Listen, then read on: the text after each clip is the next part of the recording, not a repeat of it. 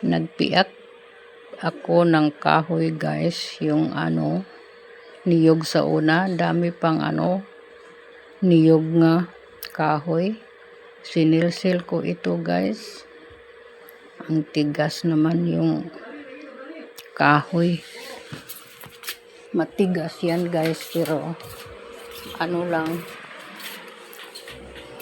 parang inanay lang guys. Parang ako, pundo ng ayos ng panggatong para pag dagdag sa mga panggatong nandyan sa lutuan ng apoy. Matigas ito guys, pero tinitiis lang guys, walang magawa. Ganito ako guys. Sayang naman ang oras pag wala akong matrabaho na wala akong matrabaho nga katulad nito. Pundo ng kahoy. Niyog ito guys. Yung sa una, niyog namin, yung pinutol namin. Pinutol namin kasi nandyan sa daanan. Pinutol baka mahulugan ang mga tao. So pinutol namin yun. Gawin namin panggatong. Shout out ko ha. Thank you so much sa mga subscriber ko ha. Mga silent viewers ko. Please naman, subscribe naman. Wala namang payments ang pag-subscribe. Ang dami kong silent viewers. Balikan ninyo ako. Subscribe na lang kayo. Para makita na ko nga ang dami ng silent viewers ko. Subscribe na lang kayo mga silent viewers ko. Please naman. Para pang Pasko lang yun. Pang Pasko lang ba? Wala namang bayad ang pag-subscribe guys. Silent viewers. Dami ng silent viewers ko. Alam ko na ang mga silent viewers parang tingin-tingin lang sa akin. Parang gusto na nilang tanaw-tanaw lang. Parang pero okay lang sa akin. Magtingin kayo kung anong tingin ninyo. Basta itong ginawa ko, yung mga gawa-gawa ko, sa liit pa ako, magbubunglay kami sa uma ng papa ko, magtulong-tulong kami. Yun na hanggang ngayon at matanda na ako, wala nang mga magulang ko. Then may pamilya na ako na hanggang ngayon matanda na ako. So hindi ko malilimutan ang tinuro sa mga magulang ko. Ng kahoy, sang ano-anong gawa. So alam ko ang mga gawain kong panghihirap. Alam kong magpugas, alam kong magtanim ng tabako. Alam sang ano-anong itanim ko. Kaya nga nakita ninyo may tanim ako dinhi nga ubi.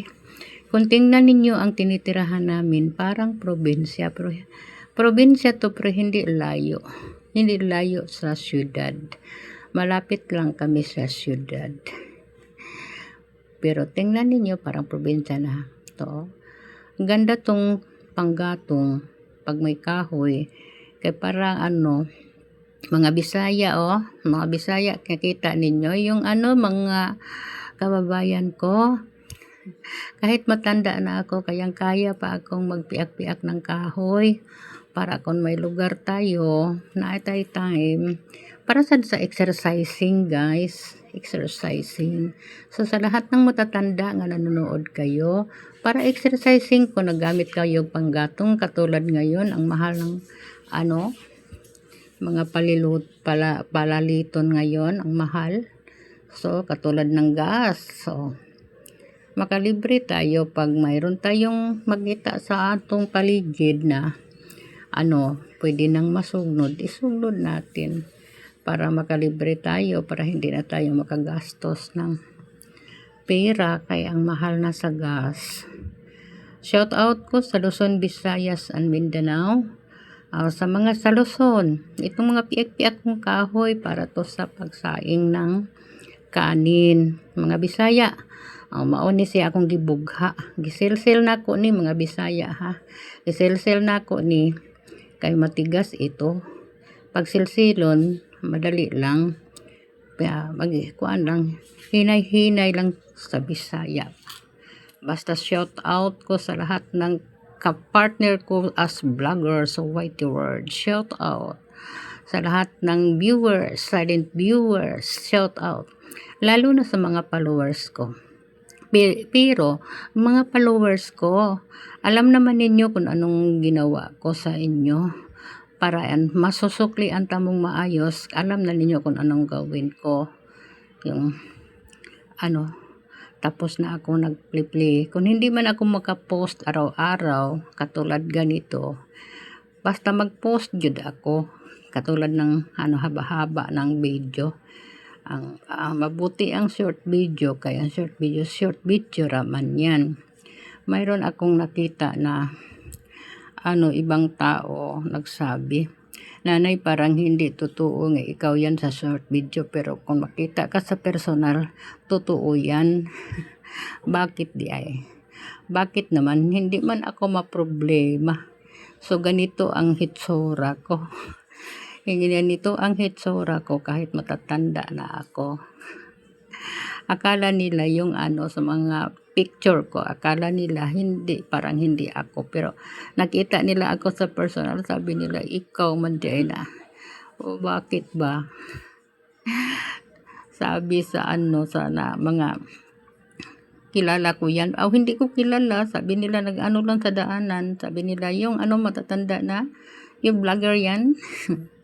Thank you ha. Sa lahat ng nanonood, shout out lang ko sa Luzon, Visayas, sa Mindanao, lalo na sa ibang bansa. Nagbiak-biak akong kahoy para panggatong sa apoy, para kung saing kami, mayroon akong panggatong. Paborito ko man ang mag-inihaw ng bulad. Yung bulad, pag inihang bulad, paborito ko to kaysa magprito. Kay ang bango pag mag-inihaw ng bulad. Gusto ko sa bulad.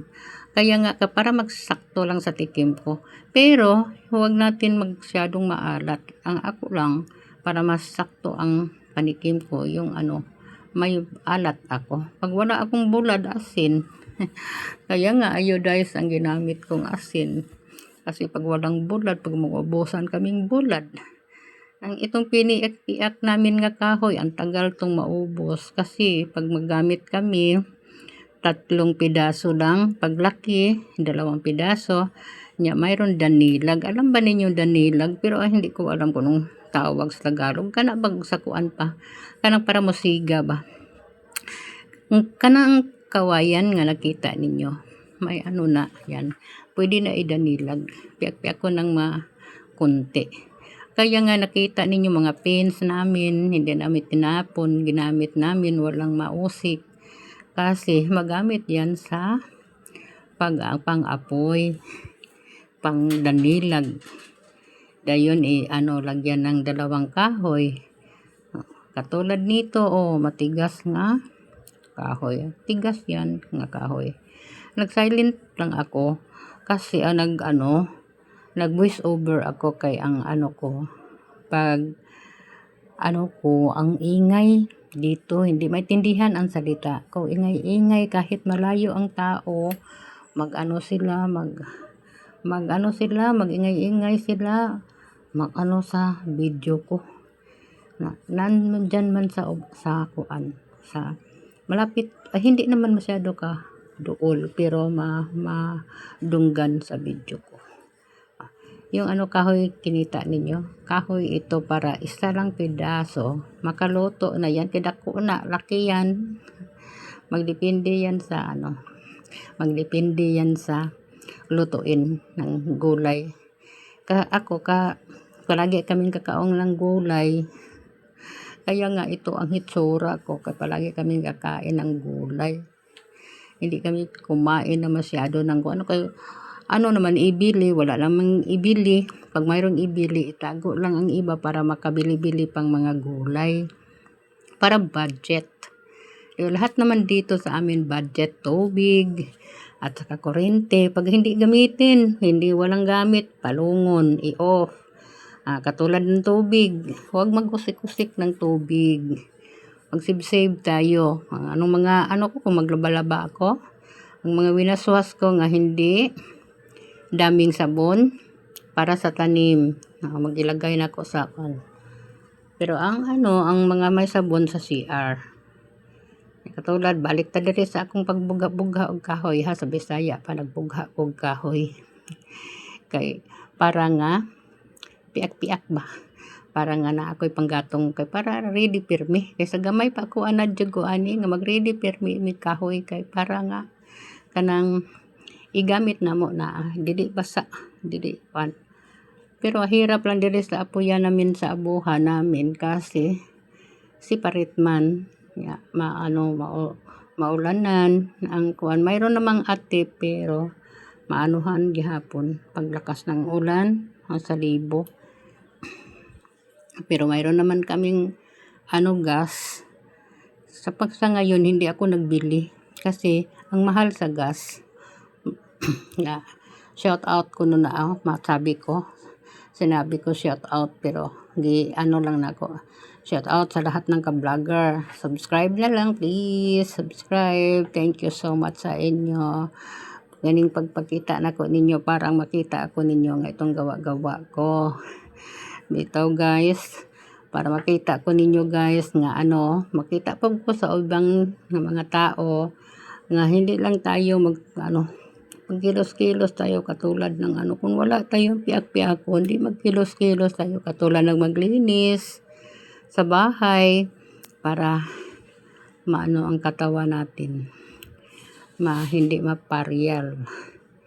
Ako kanunay jud ko magpiak-piak aning kahoy, magano-ano. Basta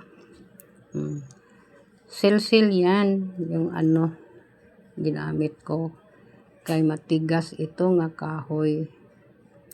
Sil yan. Dami dito sa amin nga mga guys, dami nga mga anong tawag nito, nalimutan ko yung yung katulad ng insects, mga ang lakas mamahit katulad sa lamok. Pero ang lamok, wala namang lamok masyado dito sa amin. Yung iba, yung ka nang manglipad, hindi, basta katulad ng hindi ko alam kung anong tawag yan. Pero ang sakit, magmahit.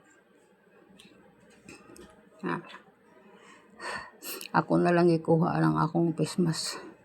Kaya para makahangin-hangin ako. Pero mag-face mask ko palagi. Hindi ako makaano sa abog. Lalim, lalo na pag magwaswas ako, maglaba ako. Hindi ko makamoy-amoy isang amoy. Kining kahoy akong ipakita ninyo guys. Wala tapos na guys. Siguro ko magkuha na lang yapon kung isang kahoy. Pero kung napiakon pa na ako para nga dalawa kay laki pa yan. Laki pa na yan. Pero pwede naman din na hindi na piakon. Pwede na lang kay pag magluto ng inihaw ng